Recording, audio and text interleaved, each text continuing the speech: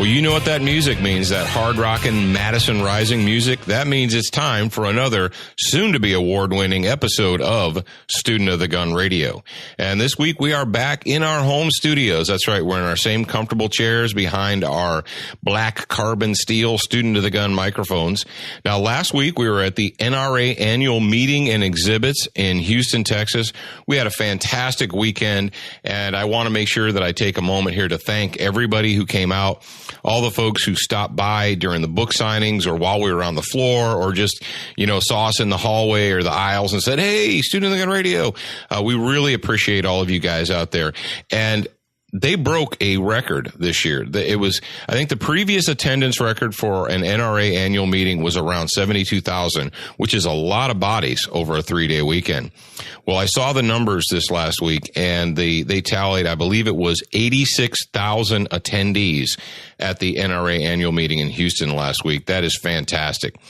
And what that tells me is it tells me that you guys out there, that you folks are concerned, that you're, excited, that you're motivated, that you really want to protect your Second Amendment and all of your constitutional rights. And I'm glad that they had such a huge attendance. I mean, it was a madhouse. It really was. But in a good way. Now, Jared is over there on the other side of the table from me. He's got 2 monitors going because he is a hardworking guy. Now, Jared, you went to the NRA annual meeting and you came back with some goodies. What did you come back with? Well, as you guys know, Student of the Gun did book signings at NRA show, and we had one at Keltec on Saturday, I believe. Yeah, it was Saturday morning. Yeah, Saturday morning. And while we were there at the Keltec booth, I picked up one of their CL42 flashlights. And that thing is awesome. Let me tell you, it's got 420 lumens of brightness. It's awesome. Last night I was at a concert, and it was an outdoor concert, and it was about 10 o'clock at night. It was dark, and I was trying to walk through the crowd, and I pulled out the flashlight, turned it on, and this guy pulled me out of the crowd, and he asked if I was a cop. And I was like, well, why would you think that? And he's like, well, your flashlight's super bright. And I was like, well, I'm not a cop, but I can be. It takes your standard 1, 2, 3 lithium batteries. It just takes 2 of those, and it's pretty awesome. You should pick one up. It's from KeltecWeapons.com. Of Cocoa, Florida. Of Cocoa, Florida. That's right. Well, Jared brings up a really good point. And I learned this years ago. When it's dark and there's an emergency, the person with the flashlight is de facto in charge. Many years ago, like 20 some years ago, I was working as a professional bodyguard. I was in a hotel in the Caribbean, depending on where you're from. And, the power went out. Well, what happens in hotels when the power goes out? Well, the emergency doors let loose and close, and, the alarm goes off. Ding, ding, ding. So I get up, I grab a flashlight. Now, this is way back before I was hip to all the new Keltec lights or Surefire or Streamlights or what have you. I had a big old mag light. So I grabbed the mag light, I pulled my pants on, and I went out in the hallway to see what was going on. And all of a sudden, people are running up to me, asking me, what's going on? What should we do? I'm like, I don't know. I'm a guest at this hotel. What do you mean? What should I do? I wasn't working at the hotel, but it occurred to me right at that moment that the person with the flashlight is in charge. Now, what does that mean to you? What does that mean to you, the student of the gun? Well, what it means is if there is some type of emergency, it doesn't have to be a shooting emergency or a crime emergency. It could be your car's broken down by the side of the road and you get out and you're investigating it and you've got a really bright flashlight and you're shining it around. When people see you, when you see someone at night in the dark and they have a very, very bright flashlight and they're looking around, what do you instantly think? If you couldn't see the person, if all you could see was a dark silhouette and you saw a bright white light shining around, what do you think? Well, you think it's a cop, right? Because what do police have? Police have really bright flashlights. De facto, the person with the bright light is the person in charge. Does that person with the really bright light searching in the dark, if you're a criminal, if you're a bad actor, would you think, hey, that's the person I want to go and I want to rob. I want to rob that guy right there. No, you think you want to rob the guy that's fumbling around in the dark because he doesn't have any kind of flashlight. or illumination device. So, and we've recommended many times with Student of the Gun TV and in my articles and what have you, if you're going to carry a gun, you need to carry a flashlight. So enough said about that. But yeah, the Keltec CL42 lights, a lot of people don't know about them. They think, well, Keltec makes, polymer frame guns and so forth. They have no idea that, they're a machine company and they have the ability to make a really super bright, tough, and compact enough to slip in your side pocket flashlight. Now, who else? Obviously, right now, I am wearing my Crossbreed holster. I've got my Super Tuck on with a G19 in it. I wouldn't leave home without it. And our Firearms Radio Network, we want to take a quick moment to acknowledge Firearms Radio Network for being our bandwidth sponsor. Now, we followed up on the NRA. We had a great time. We appreciate all of you guys coming out. And like I said, we had a fantastic time. We're looking forward to doing it again next year. I believe next year is in Indianapolis, but we'll keep you up to date as that progresses. Now, Jared, we've got a question of the week. Now, you guys remember, if you want to be the student of the week, it's super easy.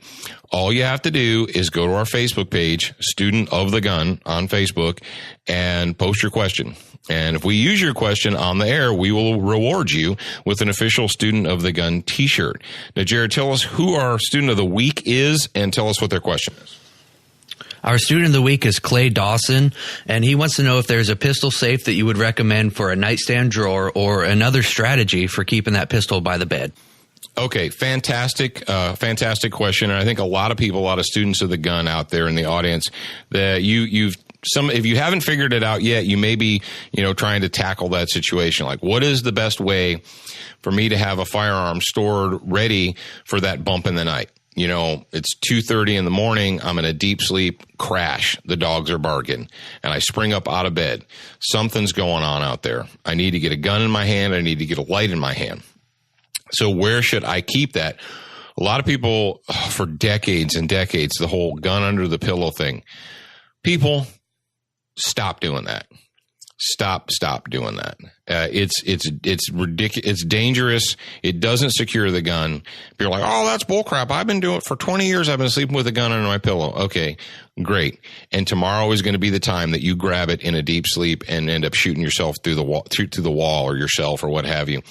One of my firearms instructors, and this goes back again about 20 years when I was in the police academy, he related a story to us about keeping the gun in your bed or under your pillow or what have you. And this gentleman, he was a brand new sheriff's deputy, still wet behind the ears. And he had his, Smith & Wesson 357 Magnum revolver. And he said when he would go to bed at night, he would take it out of his holster.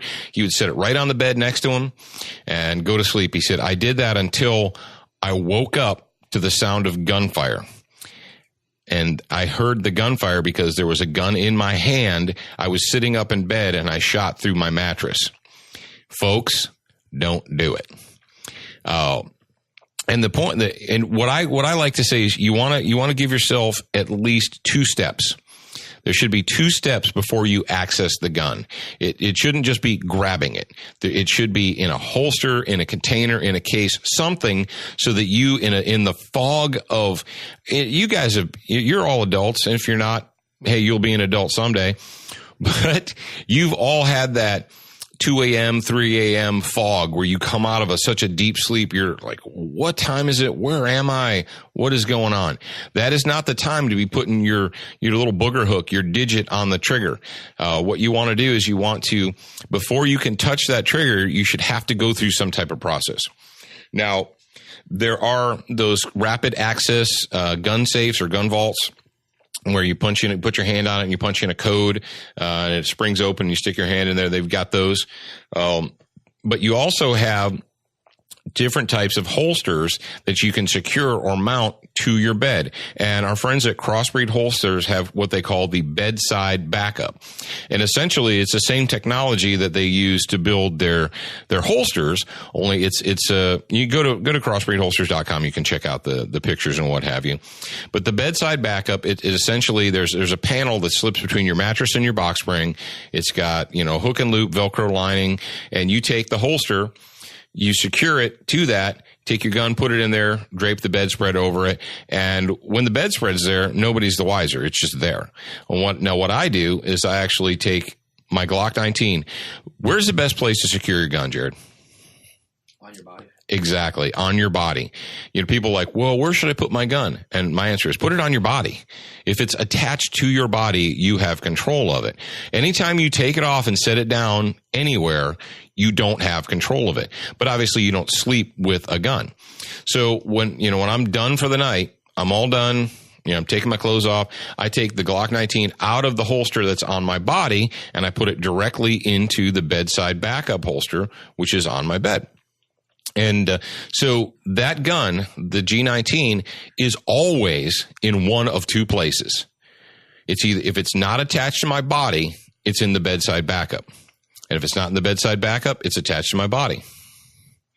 So you mean if you go to New York and you've got, or a gun-free zone and you've got a gun on you, you don't want to take it off and put it on a couch? Stick it under the couch cushions. Jared's doing a reference back to one of our previous episodes where a non-enlightened person decided to take off their gun and tuck it up under the couch cushions. No, you don't want to do that, Jared. You don't want to stick your gun under the couch cushions. I was just making sure. Yeah, and if you're one of those on-off people, and you know what I'm talking about, you're constantly all day long taking your gun out of your holster, put it back in, out, in. You're gambling. You're gambling because what you're going to do is you're going to take that gun off sometime. You see this. I don't know what it is about actors, Jared, in movies. They're constantly detectives, the detective. He comes off the street and he walks into his office. And what is the first thing the damn detective does on the TV? Or on the radio, or the movies, right? He pulls out he opens his desk drawer, takes his gun off, puts it in his desk drawer and closes it. Who does that? People on the movies do, on TV and the movies. That's what they do. Real people, real cops don't take their freaking guns off like 5 times a day. Put it on, leave it alone. It'll be fine. Every time you handle a gun in a non-tactical, or administrative, method, you're inviting disaster. Stop doing it. So the answer to your question, Clay, where should I keep my gun at night? Well, if you've got little kids and you're worried about little kids accessing your gun, you're going to need to get some kind of a secure device, such as the gun vault or one of those rapid access vaults, something like that, or just put it up high where a little kid can't reach it. But you should, regardless what you do, it should always be in some type of a holster, a container, something that is securing it. Leaving guns just laying around, on dressers, under pillows, what have you, is a recipe for disaster. Because it's not so much you're worried about other people. You're worried about what you're going to do in that crash fog adrenaline dump, at 3:00 in the morning when the dogs are going crazy. You come up out of a deep sleep and you snatch that thing up. And if your first action is snatching up a naked gun, it might just go boom when you don't want it to go boom. So put it in something, put it in a holster, in a container, or what have you. And if you're going to do it in the same way all the time. That brings up another good point. People who are continuously changing their holster carry method or where they stage it method, that's nuts. Put it in the same, pick a good place, pick a good spot, and do that all the time so that you don't have to stop and think, hey, where's my gun today? Because we don't have guns. They're not toys. They're personal defense tools. That'd be like taking your fire extinguisher and like moving it all around the house so that each day it's in a different spot. When the house is on fire, you don't want to have to play the where did we put the extinguisher game, right? So, enough said. Now, folks, if you haven't been watching Student of the Gun TV, if you haven't gone to studentofthegun.com to watch the episodes, you're missing out. You really are. You're missing out on a good portion of the free training that we offer you guys every single week. Now, and you may not know, but we started doing a Student of the Gun homeroom segments. Now, the homeroom segments are essentially they're short form videos. I pick one topic. I talk about that topic. We give you a little free lesson, and we put them up every Thursday and Sunday on studentofthegun.com.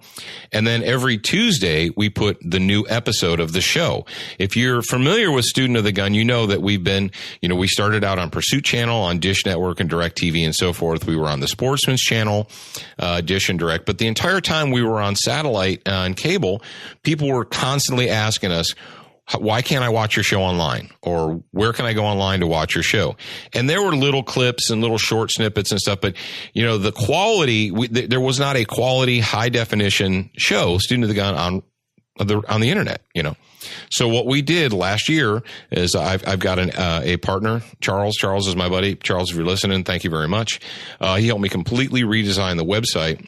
And so what we're able to do is put Student of the Gun TV, put our shows, and they're produced just like they were, 2 years ago, but now you can watch them for free. You don't have to have dish, direct, cable, nothing. If you have the internet, if you can access the internet, you can watch Student of the Gun TV. So make sure that you're taking advantage of that. Now, the next one, oh my Lord.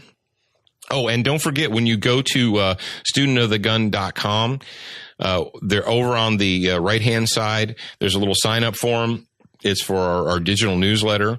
And we do frequently, our good sponsors, we give stuff away. We've given away holsters, we've given away guns, we've given away ammunition, all kinds of goodies. And when we do our contests, the people that are eligible are all our active subscribers. So if you are an active subscriber to Student of the Gun, you fill out the little form, and we won't spam you. We don't like spam either. We're not going to sell your address to anybody.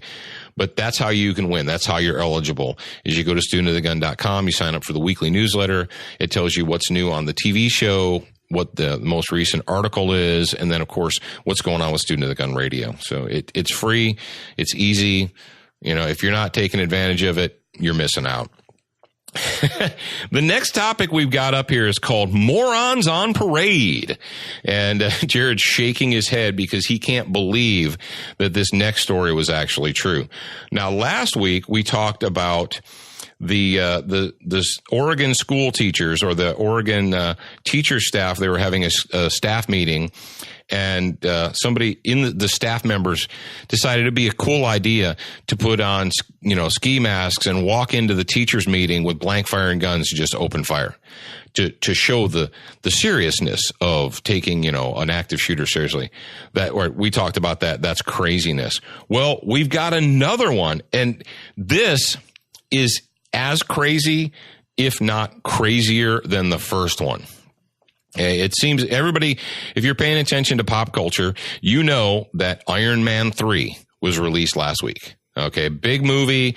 Everybody's excited about it. So, in order to kick it off, what they did what city in Missouri was this? Jefferson City, Missouri. The theater manager of the Movies 8, Capital 8 Theaters. There we go. Capital 8 Theaters in Jefferson City, Missouri decided it would be a good idea to hire some actors to portray movie characters and have them go into the theater. Well, some of the actors were dressed like, and if you know the Iron Man series or the series, if you don't, I'll just stick with me. Dressed like SWAT cops, but in all black with load-bearing vests and guns. So Genius here decided it would be a fun idea to have somebody dressed in all black with a load-bearing vest and a fake gun walk into the movie theater during the premiere of Iron Man 3. Yes, a human being, a Homo sapien in the United States of America, thought that would be a fun idea. I don't need to tell you what happened in Aurora, Colorado, and how was that nut job dressed, Jared? Just like they were. Just like this guy in all black, So your idea of a fun time of entertainment is hiring an actor, dressing him up in all black, giving him a fake rifle, and telling him to go into the theater. And my question is, what actor in their right mind would have done that? Exactly. What kind of a freaking, there's too much stupid in the water down there, in Jefferson City, apparently. Who thinks that this is a good idea? And it's not like it was a spur of the moment thing. They had to plan and get costumes.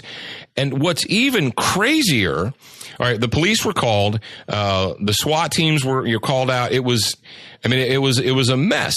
Well, this guy right here, the theater manager, Bob Wilkins, stay away from Bob Wilkins. He's not an intelligent person. just based upon this story. That's what I know. When ABC 17 asked Wilkins if he had any regrets after it was over, quote, he says, "No, my job is to entertain people." What? Entertain people? So you're thinking that I'm going to dress a guy up like a mass murderer, like an active shooter, and I'm going to send him into a movie theater less than 6 months after the Aurora, carnage. That's a good idea. Well, what we need to ask ourselves, and then we're going to get back on track for Student of the Gun. All right, number one, that was stupid. But number two, we've got some people out there, and you guys in the audience, a lot of you, if you live in free America, you are probably an armed citizen. You probably are responsible, and you carry a firearm when you go out and about, even to a movie theater. Now, you say to yourself, well, what would have happened if I would have been in a theater sitting there with my family and some jackhole walks in dressed all in black and he's got a rifle and starts pointing it at people? What do you do? Well, if you pull out your gun and shoot this idiot, people have said to me, "Oh man, that would have been a tragedy." Well, yeah, it would have been a tragedy for the idiot in the uniform, but but then I would be in trouble. I would be liable. I would be, murder charges or, no, stop yourself. This is what you need to understand. And, many, many moons ago when I went through the constitutional law and the justifiable use of force when I was in the academy, it was laid out to us like this. Your actions will be judged, can only lawfully or legally be judged by the information that you had at that moment in time. Now, even though I hate the term reasonable man, there's a legal precedent called the reasonable man theory, that what would a reasonable man who was in possession of the same facts or the same information that you had at that moment in time, how would that person have acted? And we need to go back to what are the big three for justifiable use of force. There's the ability, the opportunity, and jeopardy or intent. So you say, does the person who's potentially going to harm me have the ability? Yes, he's got a gun. I see it. All right. Does he have the opportunity to use it? Well, if someone has a rifle and you can see them and they can see you, yes, the opportunity is there. And then you have to say, well, what is the intent, or am I in jeopardy? Well, how does that work? And the demonstrated intent is the big one, is what is this person doing? If somebody has, if they're walking down the side of a country road and they have a rifle on a sling over their shoulder, yeah, they have the ability and the opportunity, but they don't have the intent to shoot you. You can't just jump out of your car and gun this dude down because he's walking down the side of the road. So the intent is the big thing. Now, how do you demonstrate intent? If you see someone with a gun, they point it directly at you, is that demonstrated intent? If you're just going about your business, you're walking to your car or you're sitting in a movie theater and a guy walks in, picks up a rifle and points it at your wife, is that demonstrated intent? Do you have to wait for that person to pull the trigger and splatter your wife's brains all over the theater before you do anything? The answer is no, you do not have to wait. You don't shoot until they shoot first. That's insanity. Get that out of your head. So let's say Jared has a question for me. No, I was going to say that's only the truth if you're in our military right now. Yeah, only in the military, you have to wait until right now. If you guys don't know what's going on in Afghanistan, they have to wait until the bad guys shoot at them first, and then they're allowed to return fire. It's craziness, but I digress. So let's just say, let's go ahead and play devil's advocate here. Let's say that someone was lawfully carrying, they're in the theater, and this clown walks in because the movie theater manager hired him to dress like a killer and walk into the theater. He walks in and he's really into it, picks up his fake gun and starts pointing it at people in the audience. You're like, oh crap, it's like Aurora. You jump up, pull out your pistol, bam, and you hammer this dude and he's down. And then it all shakes out and it's over with. And they're like, it was a fake gun. It wasn't real. He was an actor. He couldn't have killed you if he wanted to. And then you're supposed to feel bad. No, stop. You are not judged by what you knew after the fact. You're not judged by your actions are not judged by what they found out the next day.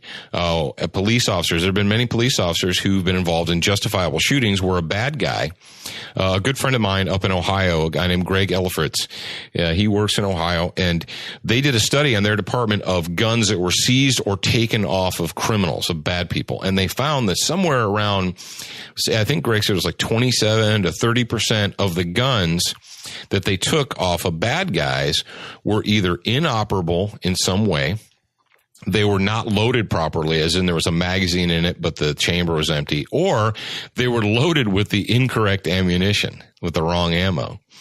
And so essentially, he said about almost a third of the guns that they were taking off of bad guys, really, if the bad guy would have wanted to kill you with it, he couldn't have, because it was either broken, not loaded correctly, or loaded with the wrong ammo.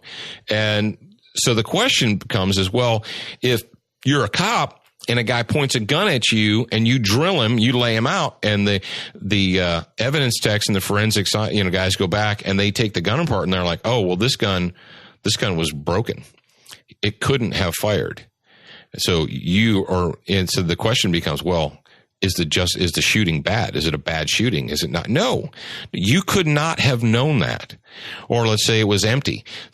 People do this all the time. Crazy people or distraught people or desperate people will take an unloaded shotgun or an unloaded rifle, and they'll walk around menacing, pointing it at people, knowing that the police are going to show up really soon and shoot them down. That's called suicide by cop, and it happens more often than you may know.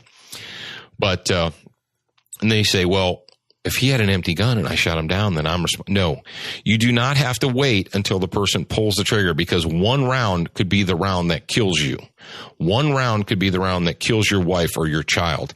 You don't have to wait. What you have to do is you have to examine the totality of the circumstances, and you need to be able to look in the mirror and say, did I check off those blocks?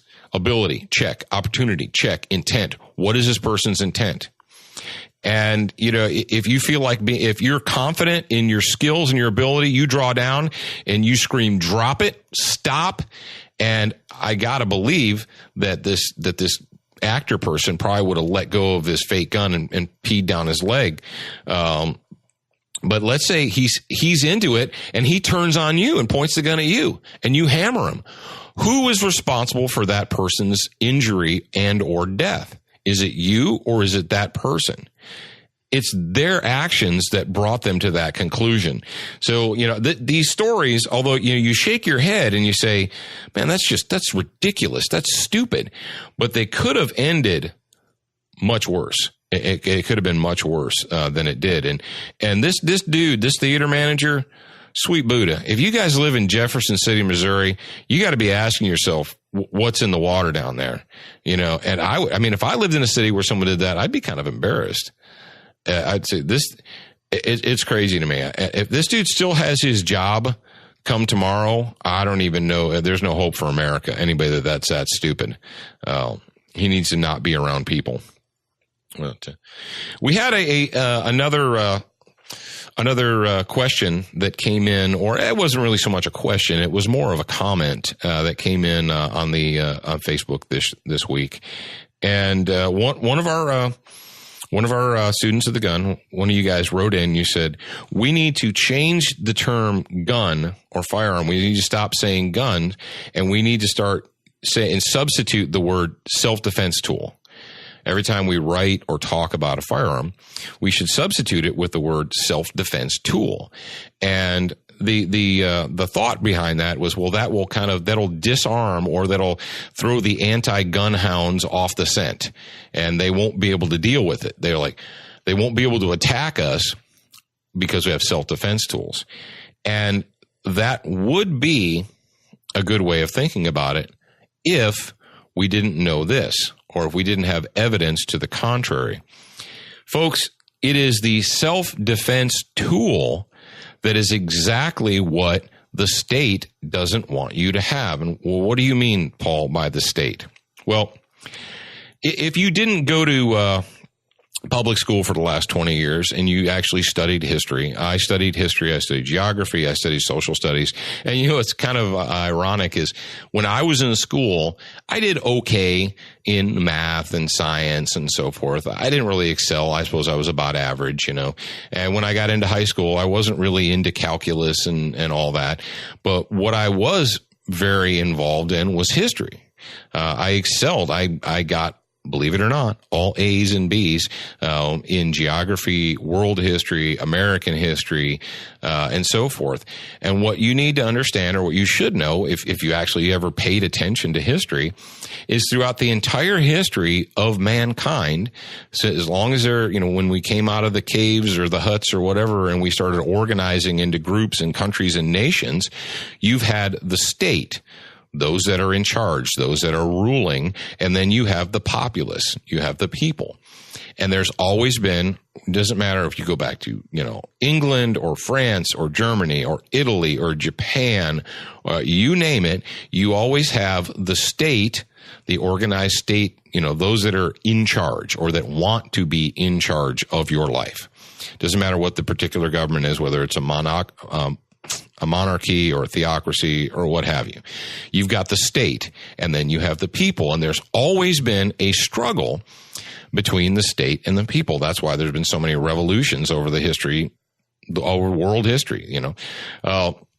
Unfortunately, what happens normally when there's a revolution is you just swap one form of dictatorship for another form of dictatorship. Like let's look at Russia. You know, they swapped the czar for essentially a communist dictatorship. So they had one guy who was in charge. They didn't like him. They swap it out. Well, you know, it looked good on paper, but it really didn't work out well for them because the state is always there. The state always wants to be in charge, and there's a constant struggle between the state and the population. And historically, go back 100 years, 200 years, 1,000 years, the state usually wins. Well, why does the state win? Well, the state wins because the state is the one with the army, the ones with the guns, the swords, the bows, the spears, the lances, whatever. And people like to think that, you know, like murder didn't start in the world history until a gun was invented. You know, war. There was no war until the invention of the gun. Yeah, right. We've been having wars and we've been fighting with each other since we figured out how to pick up a rock or sharpen a stick. That's human nature. Well, human nature is for the state to seek to subjugate the populace. That is how the state survives. That is how and don't forget that the state is populated by human beings. They're human beings that make up the state. And in order for them to stay in power, they need for the populace, they need for the citizen to rely upon them. If the citizen doesn't need the state, then the state loses its power. And you say, well, how does this go back to guns and self-defense tools? Well, think about it like this. 200 years ago, in 1791, December 15th, 1791, we ratified the U.S. Constitution, and that included the Bill of Rights. And up to that point in human history, the state could dictate what the citizen could possess as far as arms. You possessed arms at the will of the state. And they would tell you what you could have, what you could not have, whether you could do it with permission. There's always been certain people that were allowed to possess arms. And we get all, focused on guns, bang, bang guns. But the fact of the matter is the state has always regulated arms. And that goes back to swords, bows, crossbows, spears, lances, whatever your, Dungeons and Dragons freaking, weapon du jour is, the halberd or the mace. But the fact is that the peasantry and the populace has always been disarmed. That's always been the modus operandi of the state, is to control that. Well, why is it? Because if someone is armed, if you have a populace that is armed, then they can challenge the edict of the state, and the state doesn't like that. The state wants to be in charge. Well, what we've got right now in the United States of America is we've come full circle almost to we're back to that point again where the state, the organized state, is attempting to correct what they believe are the mistakes, or was the mistake that was made back in 1791. The current state believes that the populace was given too much freedom and that the state was given too little freedom. And they're taking steps right now to correct that. And you say, well, come on, Paul, you're paranoid. What have you been drinking in your water? Well, I'll tell you what I've been drinking. I've been drinking up facts. It's not a conspiracy theory when it's actually happening. If it's actually taking place where you are and where you stand, if you can see it, it's not a conspiracy. Now, what we're talking about when we talk about self-defense or self-defense tools, we're essentially talking about is the ability to be an independent citizen. If you can provide for your own security, if you have the ability to provide for your own security and your own safety, you don't need the state. You don't need, So what do we have? Let me give you some quick examples. March of 2013, a New York City resident was arrested after he used a handgun to confront a home invader. I'm at home, guy breaks in, I pull out a gun, I confront the guy leaves. Well, you think they're going to go hunt this burglar, home invader, robber down, right? No, they arrest the homeowner. Why? Because he had an they charged him with possessing an unlicensed gun. Now let's dissect that real quick for a second. What does unlicensed mean? Does it mean he stole it? Does it mean he was illegal? No. It meant that he had not received permission from the state to have that gun in his hand. When you get a license, when the state requires you to get a license, the state is requiring you to seek out their permission before you can possess it. Understand that.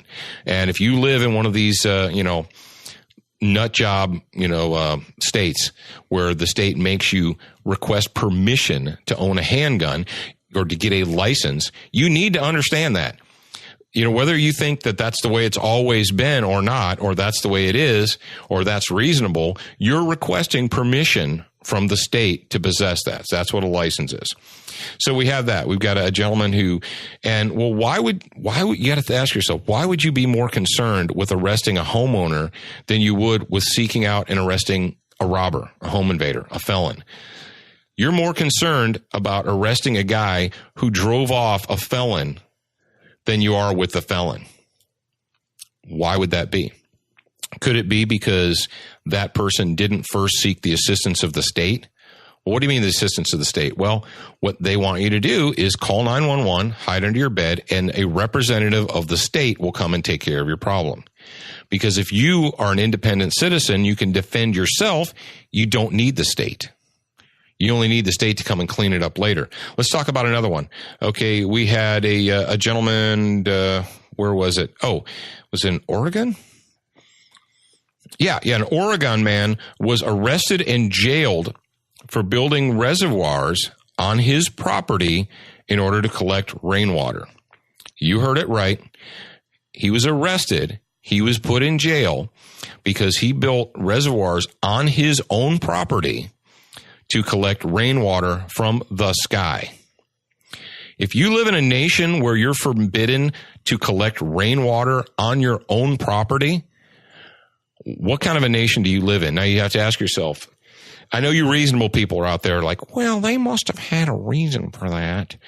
Maybe the rainwater was meant for the animals. No. What does it mean when you collect your own water? If you have ample drinking water for yourself and your family, what does that mean? It means that you don't have to be tied into the utility system.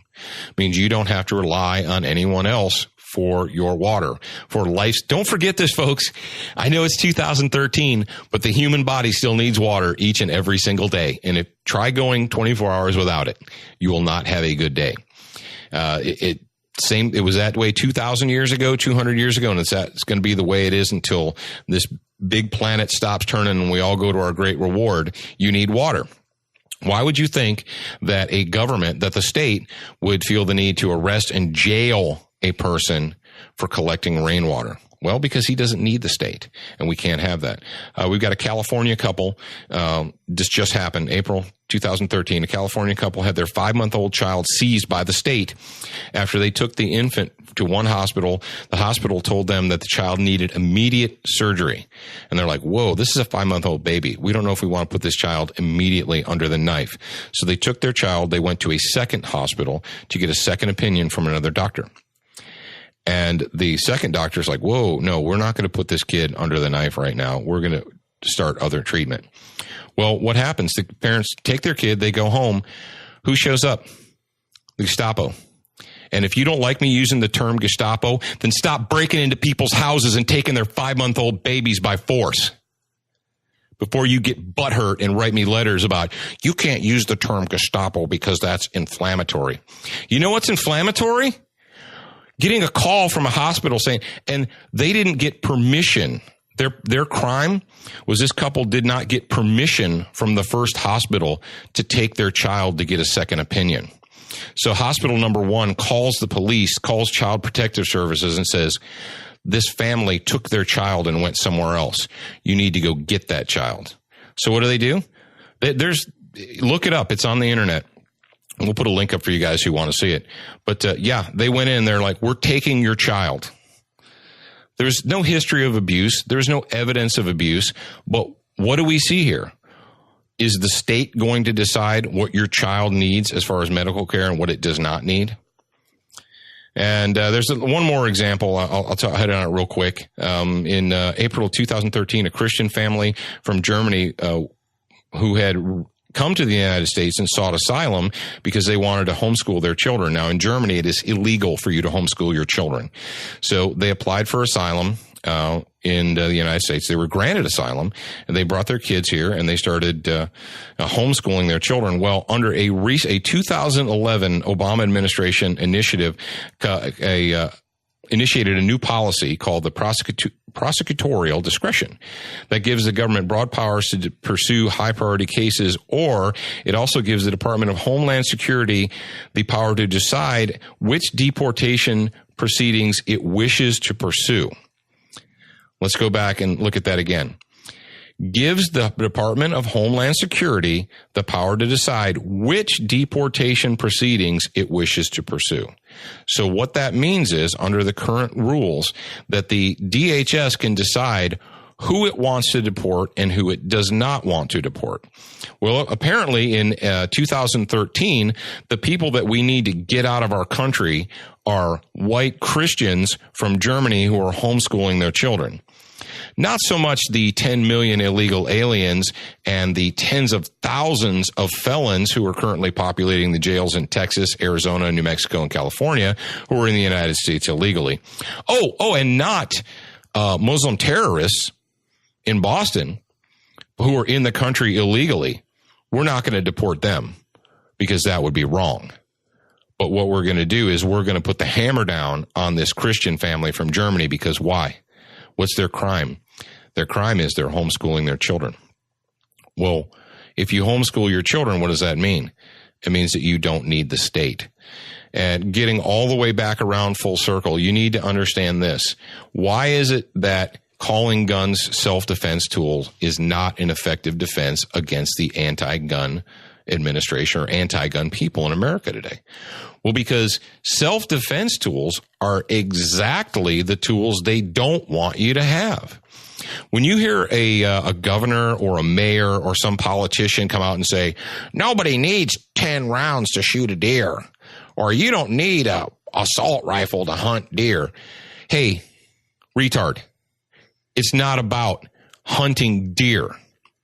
But what does that tell you? When you hear somebody like Kumo or Bloomberg or some other knucklehead telling you what you need and what you don't need, first of all, that insults me when people try and tell me what I need and what I don't need.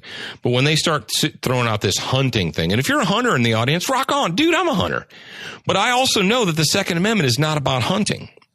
And when someone tries to tell you, well, you don't need that for hunting, what they're de facto saying is, I believe that the state should allow you or should be allowed to tell you what you can and cannot possess. And you're allowed to have guns that you can play with, but you are not allowed to have guns that you can fight with. And that is the big question. That is the question you need to ask yourself. Is the state where I live, are they more concerned with my ability to play with guns or my ability, and when I say play, don't write me letters about, I don't play with guns. Dudes, if you go out and you play a shooting sports game, whether it's Cowboy Action or IPSC or whatever, it's a game. Games are fun. I like games. Everybody likes games but they're sports. Hunting is a sport. It is a recreation. It's not fighting. When someone tells you that it's okay to have that kind of gun because it's all right for sporting use, but you can't have it because it's not for fighting, the whole purpose of the Second Amendment of the United States Constitution was not so you can go out and be free to play your favorite sport. That's not what it's about. So, the gun golfers out there, don't write me and tell me that, I'm not concerned about assault rifles because I have my, Perazzi or whatever. That's not, the Second Amendment is for fighting guns. And when they tell you you're not allowed to have your fighting guns, what they're essentially telling you is that the state will give you permission or will deny you permission to possess it. Think about that. If you are an independent citizen, if you are a free thinker, if you have food and water and safe and shelter, if you have firearms that you could use to defend yourself and your family, you are an independent citizen. What does an independent citizen not need? Well, an independent citizen doesn't need the state to wipe their noses and clean their butts. And that's what they do. And the state, and we live in the United States of America. And right now, the United States of America is still an anomaly there. And you need to, whether you believe it or not, or whether you want to acknowledge it because it hurts your little brain, the state is trying really hard to correct this whole independent citizen nonsense. Think about it. Right now, there are more people in the United States of America receiving some form of government assistance than at any time in the nation's history. Is that a good thing or a bad thing? And for those of you, if there's any of you listening to me right now that think, well, that's a good thing. Well, the more people on government assistance, the better. You're a crazy person. Go listen to an NPR show because you obviously made a mistake and you are right here. Or hang out for a second and listen up. You would think in a rational, reasonable world that the government would want its citizens to be as independent as possible, to be as free from the needs or the necessities of the government as possible. And you would think, well, we know that that's what our founding fathers envisioned. Read your history, not revisionist history that's in the public schools today. You're going to have to search a little bit, but that's not it. Because why? It is simple as this. The state, whether it's Germany, whether it's Italy, France, England, the United States of America, Japan, you name it, the state is always in a constant struggle for supremacy over the populace. And generally, the state wins. Historically, the state always wins. Europe right now, all of the countries in Europe are populated with comfortable slaves. That's what cracks me up when people from England try and weigh in on the American gun debate. And people from England try and tell us what we should and should not do. Dude, you're a comfortable slave. Go back to England and pay your taxes and be a little comfortable slave and tell me, how great your life is. Because it's not comfortable to be an independent citizen. And that's something that we talked about earlier this week is the desire for absolute comfort leads directly to slavery. Independence can be uncomfortable. If you don't have, the safety net to fall back on, independence can be uncomfortable. Slavery can be comfortable. I'll just do whatever the government tells me to do. They'll give me my check and they'll give me my utilities and my phone and everything, and I'll just be a comfortable slave. A comfortable slave is a slave nonetheless. So if you are an independent citizen, you are a threat to the state. However, the good news is we still have that pesky little Bill of Rights. We still have that Constitution. We have the roadmap for limited government. We have the roadmap. It's been laid out for us. It was put on paper 200 years ago. All we have to do is read it, understand it, apply it, and then lastly, defend it. And that is up to each and every one of you within the listening sound of my voice right now. Now, ladies and gentlemen, we hope that you've enjoyed this week on Student of the Gun Radio. I know we've gotten a little bit serious, but you know what? It is serious times. Time to be serious. I wish that we could just talk about playing and fun and hunting and, recreational activities. But right now in the United States of America, we need to make sure that we are dealing with the serious issues, because if we ignore the serious issues, they're not going to go away. Now, as we do every single week, once this show is live, you can go over to Student of the Gun Radio, and the links for all the stories that we talked about. I don't just make this stuff up. We actually have source material for it, and we will put the source material up for all of you guys out there. Now, don't forget to support the people that support us. If you like Student of the Gun Radio, we couldn't do it without our sponsors. We could not do it without support from our friends at Crossbreed Holsters, and we could not do it without support of our friends of Keltec Firearms, and of course, the Firearms Radio Network. So remember, you're a beginner once, but you should be a student for life.